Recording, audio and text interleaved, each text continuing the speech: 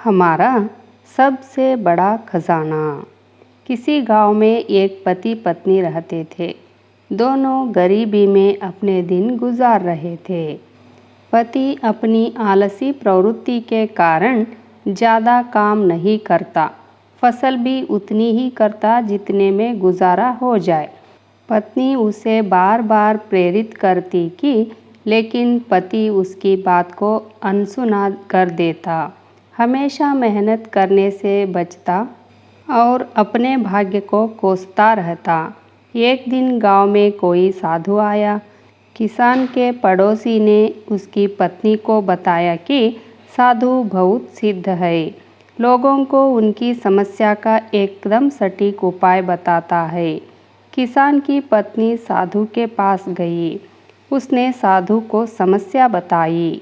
साधु ने कहा, तुम्हारा पति मेहनत नहीं कर सकता, वो आलसी है, उसे परिश्रम का महत्व समझना होगा।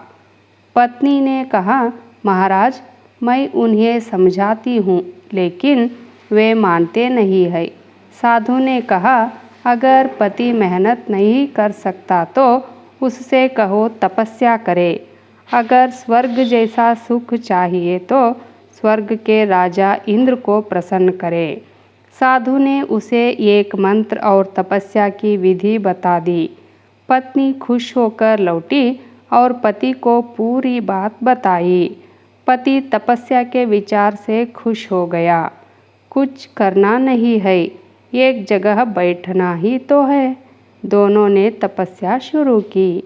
शुरुआत में ध्यान साधने और मंत्र जप में थोड़ी समस्या आई, लेकिन धीरे धीरे ध्यान भी लगने लगा और मंत्र जप भी अच्छे से होने लगा। कुछ दिनों में दोनों ध्यान में पारंगत हो गए। एक दिन ऐसा भी आ गया जब दोनों गहन समाधि में पहुंच गए।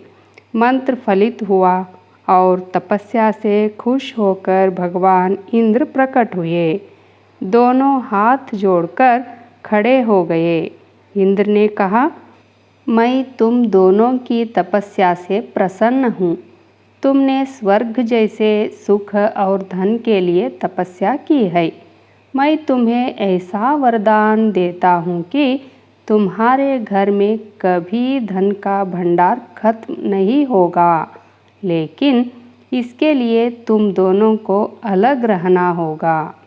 पति ने कहा, अलग क्यों रहना होगा? हम साथ रहेंगे। हमारा रिश्ता पति पत्नी का है। हम दोनों ने ही साथ में तपस्या की है। इंद्र ने कहा, इसीलिए तुम दोनों को अलग अलग रहना होगा। जिस दिन तुम एक हो जाओगे, मेरा वरदान समाप्त हो जाएगा, क्योंकि तुम दोनों ने अलग अलग तपस्या की है, इसलिए दोनों को अलग अलग फल मिलेगा। दोनों सोच में पड़ गए। पत्नी ने कहा, अगर इन्हें पूरा सुख मिलता है, धन की कमी नहीं रहती है, तो मैं इस वरदान के लिए तैयार हूँ। लेकिन पति ने कहा, मैं इससे अलग नहीं रह सकता, क्योंकि इतने दिन की तपस्या में इतना ज्ञान तो मुझे मिल ही गया है कि मेरी पत्नी मेरे सुख के लिए कितनी चिंतित है और आज भी ये मेरे सुख के लिए मुझसे अलग रहने को तैयार है। ये इतना त्याग कर रही है। और दूसरी बात, मुझे ये भी समझ में आ गई कि अगर मैं बैठे बैठे मंत्रों के जाप से भगवान को अपने सामने लाकर खड़ा कर सकता हूँ, तो मैं अगर मेहनत करना शुरू कर दूँ तो अपने आप ही धन का भंडार कर लूँगा। मुझे आपके वरदान की कोई आवश्यकता नहीं है। मेरे लिए इतनी चिंता और प्रेम रखने वाली पत्नी ही मेरे लिए पर्याप्त है। मैं आलस्य का त्याग कर चुका हूँ, अब मेहनत करूँगा। पत्नी किसान को देखती रह गई। उसकी आंखों में खुशी के आंसू थे। इंद्र ने जवाब दिया, मेरा वरदान खाली नहीं जाएगा। तुम दोनों साथ भी रहोगे और धन भी रहेगा। ये सिर्फ तुम्हारी आंखें खोलने के लिए था। हमारा सबसे बड़ा खजाना हमारे रिश्ते और परिजन है। अगर ये हमारे अनुकूल हो तो संसार में कुछ भी पाना असंभव नहीं है।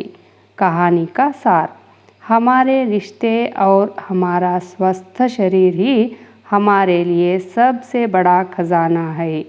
इसकी कीमत समझनी चाहिए। मेहनत से भगवान को भी पाया जा सकता है, तो धन और सुख तो बहुत छोटी चीज़ें हैं।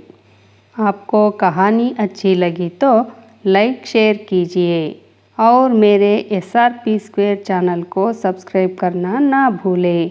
धन्यवाद।